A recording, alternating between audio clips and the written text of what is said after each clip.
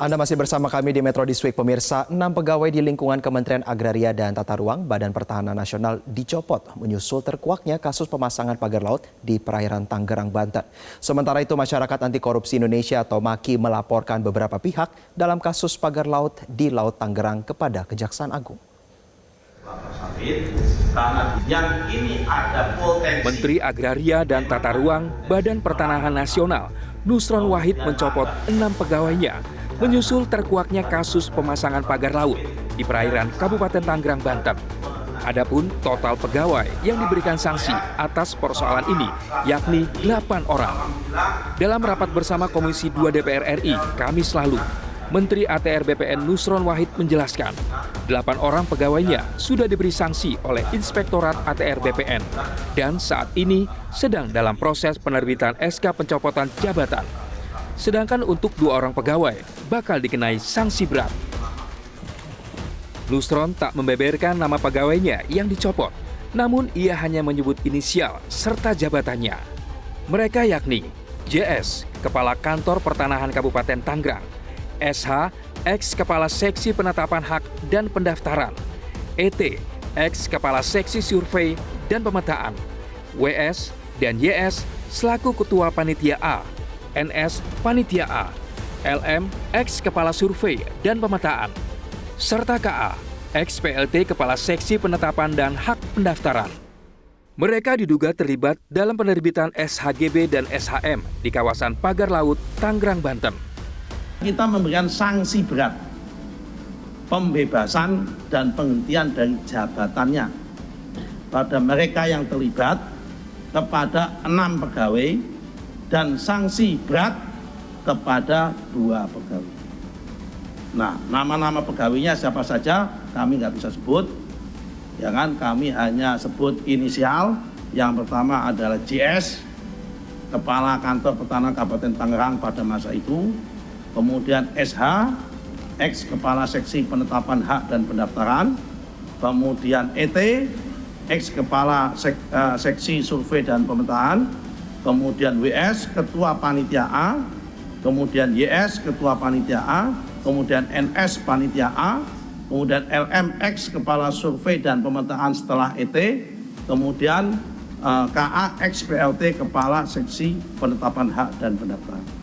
Ini 8 orang ini yang sudah diperiksa oleh Inspektorat dan sudah diberikan sanksi oleh Inspektorat, tinggal proses peng-SK-an saksinya dan penarikan mereka dari jabatannya.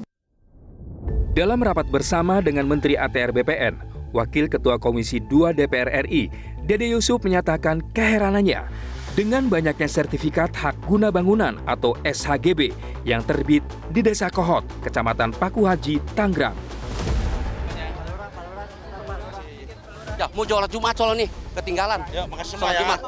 Sholat Jumat. Nanti saya garansi. Legislator Partai Demokrat ini menduga telah terjadi permainan antara Kades Kohot dengan pihak pengembang. Dede Yusuf bahkan mendengar Kades Kohot yang bernama Asrin mempunyai mobil mewah Rubicon. Kenapa Desa Kohot? Kenapa harus di situ yang paling banyak? Padahal kalau kita lihat perluasan PSN tadi malah tidak ada sama sekali.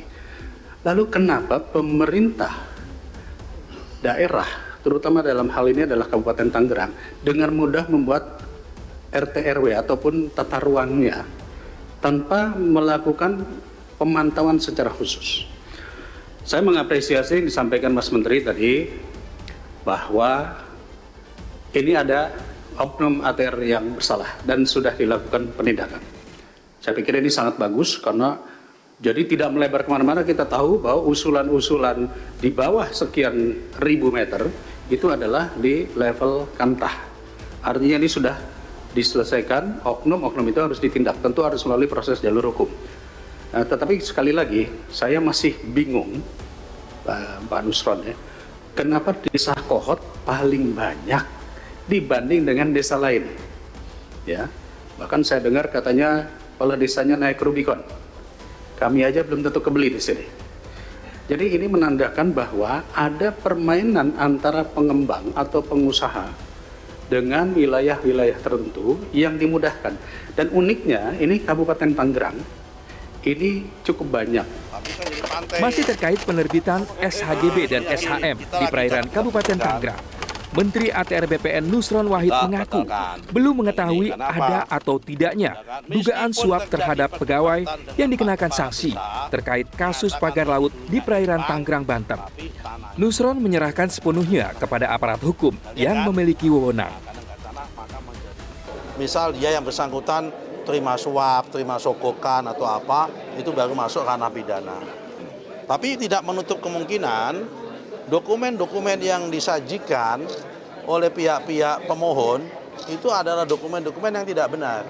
Misal dokumen palsu atau dokumen apa, nah itu mungkin bisa masuk dalam ranah pidana, di ranah pidananya adalah pemalsuan dokumen. Hah? Nggak tahu aku, kalau itu saya nggak tahu. Akan diusut nggak? Ya, sepanjang pemeriksaan kita ya memang belum menemukan itu kalau di internal kita. Tapi kalau masalah suap dan tindak pidana yang lain kan sebetulnya itu bukan lagi kewenangan kementerian. Itu kewenangan APH kan. Bisa di polisi, bisa di kejaksaan, dan mereka APH hari ini sudah ongoing jalan. Sudah berjalan untuk proses sampai ke sana. Sementara itu, Masyarakat Anti Korupsi Indonesia atau MAKI Kamis lalu melaporkan beberapa pihak dalam kasus pagar laut di perairan Tangerang kepada Kejaksaan Agung.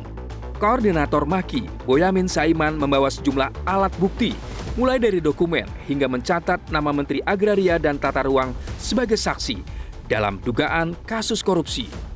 Sejumlah pihak yang dilaporkan MAKI ke Kejagung, mulai dari para pekerja desa, pihak kecamatan, hingga badan pertanahan yang ada di sepanjang pagar laut 30,16 km tersebut. Mereka menduga melanggar pasal 9 UU Tipikor. MAKI mengaku memiliki bukti kuat terkait dugaan tindak pidana korupsi atas penerbitan SHM dan SHGB. Boyamin membawa dokumen berupa akte jual beli tanah yang dianggap palsu. MAKI juga akan memastikan informasi terkait beredarnya sprindik kasus dugaan korupsi penerbitan sertifikat di kawasan pagar laut yang sudah diteken oleh Direktur Penyidikan Jampitsus 21 Januari lalu. MAKI sebelumnya juga telah membuat laporan di KPK pada 23 Januari lalu terkait dugaan korupsi penerbitan SHGB dan SHM area pagar laut Tangerang, Banten. Saat ini KPK masih memverifikasi laporan tersebut dan selanjutnya ditelaah untuk menentukan perlunya pengumpulan bahan keterangan atau tidak. Ada beberapa nama, beberapa data, dan seperti yang saya list pada teman-teman itu, bentuknya surat keputusan yang mendasari HGB dan HM itu adalah level menteri. Dan itu saya sebut juga dalam surat saya ada 2 menteri. Yang jelas bukan bukan Pak Nusron Wahid. Jadi yang sebagian besar Menteri A, yang 10% Menteri B. Ya, pokoknya A ini yang sebelumnya gitu. Jelajahi cara baru mendapatkan informasi. Download Metro TV Extend sekarang.